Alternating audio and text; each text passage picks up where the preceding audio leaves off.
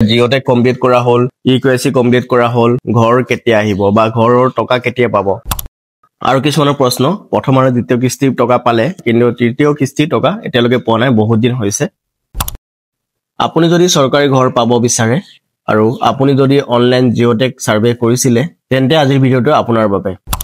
Online self জিঅ'টেকিং কৰাৰ পাছতো আপোনালোকে কেইটামান কাম কৰিব লাগিব। সেইকেইটা কাম যদি আপোনালোকে নকৰে তেন্তে আপোনাৰ যোনটো এপ্লিকেশ্যন হ'ব সেলফ সাৰ্ভে সেইটো পেন্ডিং হৈ থাকি যাব আৰু আপোনাৰ নাম লিষ্টত নাহিব। গতিকে আপোনালোকে এই কাম কৰি ৰাখক। অনলাইন জিঅ'টেক সাৰ্ভে কৰাৰ প্ৰায় 3 দিন বা 4 দিনৰ পাছত আপোনালোকে পঞ্চায়ত অফিচত যাব আৰু পঞ্চায়ত অফিচত গৈ আপোনালোকে পঞ্চায়ত অফিচৰ সেক্ৰেটাৰীক হওক বা পঞ্চায়ত অফিচৰ কৰ্মকৰ্তাক লগ কৰি আপোনাৰ যোনটো অনলাইন সেলফ সাৰ্ভে ষ্টেটাছটো দেখুৱাব তেখেতলোকক আৰু ক'ব যে মই অনলাইন সেলফ সাৰ্ভে কৰিছিলো আৰু আপোনালোকৰ ইয়াত এপ্লিকেশ্যনখন পেন্ডিং হৈ আছে আৰু আপোনালোকে এইটো ভেৰিফাই কৰি দিয়ক। ইয়াতে কি হয়, পঞ্চায়ত অফিচৰ মানুহবোৰে অনলাইন কৰাবোৰ ভেৰিফাই কৰি নাচায় বা নিজে ভাবি নাচায়, আপোনালোকে সেইটো কৰাব লাগিব। ঘৰত গৈ জিঅ'টেকিং কৰে আৰু জিঅ'টেকিঙৰ যি কাম কৰিবলগীয়া থাকে, ইকেৱাইচি হওক বা আধাৰ ভেৰিফিকেশ্যনে হওক, সকলোবোৰ কাম তেখেতলোকে কৰি থাকে, কিন্তু অনলাইন কৰাবোৰ মেক্সিমাম পঞ্চায়ত অফিচৰে মই এতিয়া শুনিছো তেখেতলোকে ভেৰিফাই কৰি নিদিয়ে। সেইটো আপোনালোকে নিজে কৰিব লাগিব, নিজে গৈ আপোনালোকে ক'ব লাগিব, তেতিয়াহে ভেৰিফাই কৰি দিব। আৰু কৰা এদিন বা দুদিনৰ পাছতে নাযাব, আপোনালোকে 3-4 দিন মান ৱেইট কৰিব, তাৰ পাছতে যাব। কাৰণ এই আপোনাৰ এপ্লিকেশ্যনখন চৰকাৰৰ পৰা এইটো পঞ্চায়ত অফিচলৈ যাবলৈ অলপ টাইম লাগে। বহুত লোকে মোক কৈ থাকে আৰু মোক পঞ্চায়ত অফিচৰ মানুহও কৈছে যে তেখেতলোকে বিশ্বাস নকৰে, যোনটো অনলাইন কৰাটো ভাল নহয় বুলি ভাবে তেখেতলোকে। আৰু কি কৈছে এজনে মোক, মই লগ পাইছিলো মানুহজনক, তেখেতে কৈছে কি আপোনালোকে ইমান ইজি প্ৰচেছ থাকোঁতে মানে কি অফলাইন থাকোঁতে আপোনালোকে কিয় অনলাইন কৰিব লাগে, মোক প্ৰশ্ন কৰিছিলে। তেতিয়া মই তেখেতক ক'লো আৰু তেখেতে মোক কি কৈছিলে কি যোনটো অনলাইন কৰে সেইটো অনলাইন কৰাটো চৰকাৰলৈ লিষ্টটো যাবগে, লিষ্টটো আকৌ ঘূৰি আহিব পঞ্চায়ত অফিচলৈ, পঞ্চায়ত অফিচৰ মানুহে আকৌ জিঅ'টেক কৰিবগে, তাৰ পাছতে লিষ্টটো ফাইনেল লিষ্টটো আহিব, তেনেকে কৈছে। কিন্তু আপোনালোকক মই এটা চৰকাৰৰ তালিকা দেখাব বিচাৰিছো, চৰকাৰৰ নটিফিকেশ্যন দেখাব বিচাৰিছো, তাত সম্পূৰ্ণ বেলেগকৈ দিয়া আছে। মানে এই মানুহজনে যেনেকৈ কৈছে তেনেকৈ একেবাৰে নহয়। আপোনালোকক মই এই তালিকাটো দেখাব বিচাৰিছো। ইয়াতে চৰকাৰে কোৱা আছে, আপোনালোকে এটা দেখা পাইছে, চৰকাৰৰ এইটো নটিফিকেশ্যন হয় আৰু ইয়াত দিয়া আছে এই আৱাস প্লাছ জৰীবৰ কাৰণে কেনেকৈ দুটা মাধ্যমেৰে কৰিব পাৰি সেইটো কথা জনোৱা আছে। আপোনালোকে এটা চাব পাৰে, জৰীপকাৰীৰ দ্বাৰা আৰু স্বজৰীপ, এই দুটা প্ৰচেছত আপোনালোকে জৰীপ কৰিব পাৰে বা সাৰ্ভে কৰিব পাৰে ঘৰৰ কাৰণে, চৰকাৰী ঘৰৰ কাৰণে।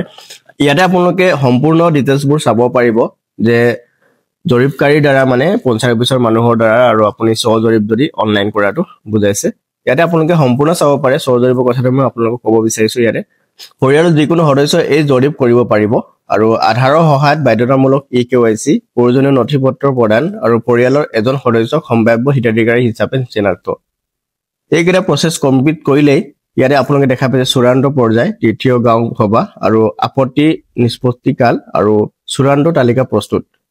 এই প্ৰচেছটো কৰাৰ পাছতে ইয়ালৈ আহি যাব। আৰু সেম তেনেকৈ জৰীপকাৰীৰ দ্বাৰা কৰিলেও প্ৰথম গাঁও সভা, এইবোৰ ঢেৰ ইয়াতে প্ৰচেছ বেছি আছে। আপোনালোকে দেখা পাইছে ASRLM ৰ সখীসকলৰ সহায়ত প্ৰাথমিক জৰীপ, প্ৰাথমিক তালিকা প্ৰস্তুতৰ বাবে দ্বিতীয় পৰ্যায়ৰ গাঁও সভা, তালিকাৰ প্ৰাথমিক খচৰাৰ ৰাজহুৱা প্ৰদৰ্শন আৰু আপত্তি নিষ্পত্তি কাল, বিধানসভা সমিতিৰ পৰীক্ষা, জিলা পৰ্যায়ৰ সমিতিৰ। লাষ্ট পইণ্ট আপোনালোকে চাব, সেইটো এটা গুৰুত্বপূৰ্ণ পইণ্ট। আৱাস প্লাছ 2024 এপৰ জৰিয়তে পূৰ্ব পঞ্জীয়নকৃত জৰীপকাৰীৰ দ্বাৰা জৰীপ। চাওক, স্বজৰীপৰ সহায়ত যোনটো এপৰ সহায়তে গোটেই কাম কৰা হয়, সেই সেম প্ৰচেছটো অফলাইনত লাষ্ট পৰ্যায়ত এইটো কাম কৰিব লাগে। আপোনালোকে এইটো ভালকৈ মন কৰিব। যদি নিকাকৈ কৰে অনলাইন প্ৰচেছটো, তেতিয়া অনলাইন প্ৰচেছটোৱে চবচে ইজিয়েষ্ট আৰু ফাষ্টেষ্ট প্ৰচেছ হয়। আপোনালোকে একো চিন্তা কৰিব নালাগে।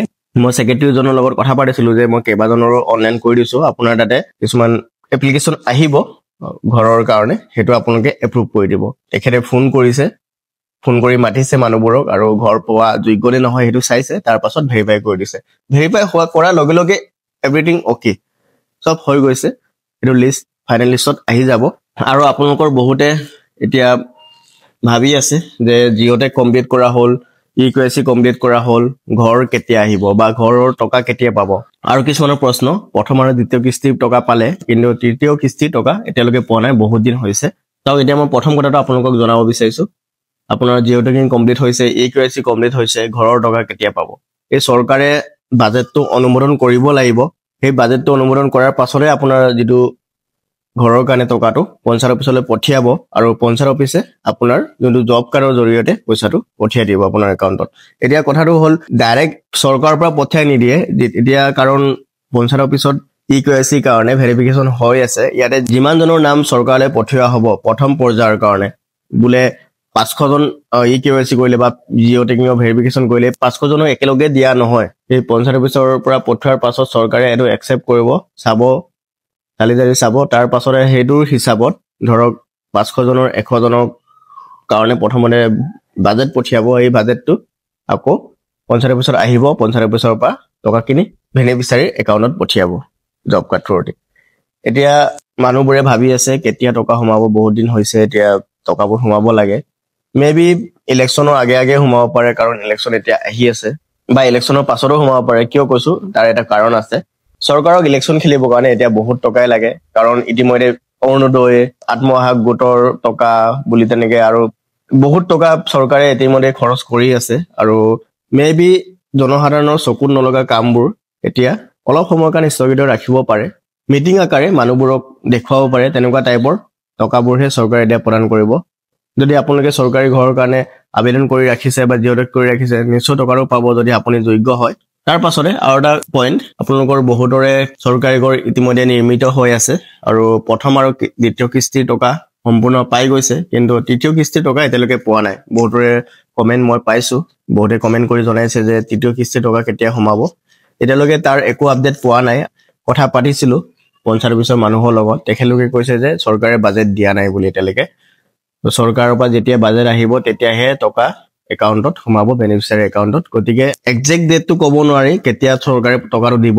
মেবি ইলেকশনৰ আগতো দিব পাৰে বা পাছতো দিব পাৰে কিন্তু আপোনালোকে তাৰ ষ্টেটাসটো চাই থাকিব পাৰে মোৰ অলৰেডি ভিডিঅ'ত বনাই থোৱা আছে আৰু আপোনালোকে যিকোনো চৰকাৰী ঘৰ ৰিলেটেড কোৱেশ্চন যদি আপোনালোকৰ থাকে কিবা জানিবলগীয়া থাকে মোক কমেন্ট কৰিব নিশ্চয় আপোনালোকক মই সহায় কৰিবলৈ পাই সুখী হ'ম আপোনালোকে মোক নিশ্চয় কমেন্ট কৰিব মই কমেন্টৰ ৰিপ্লাই কৰিম আৰু পাৰিলে আপোনালোকক মই হেল্প কৰিব বিচাৰো যদি আপোনালোকৰ কিবা সমস্যা হৈছে আৰু এনে ধৰণৰ চৰকাৰী ৰিলেটেড যিকোনো আঁচনিৰ কথা জানিবলৈ আপোনালোকে চেনেলটো সাবস্ক্ৰাইব কৰি ৰাখিব পাৰে ইয়াকে কৈ আজি ভিডিঅ'টো সমাপ্ত কৰিব বিচাৰিছো আমি অন্য এটা ভিডিঅ'ত লগ পাম তেতিয়ালৈকে ধন্যবাদ জয় অসম বন্দে মাতৰম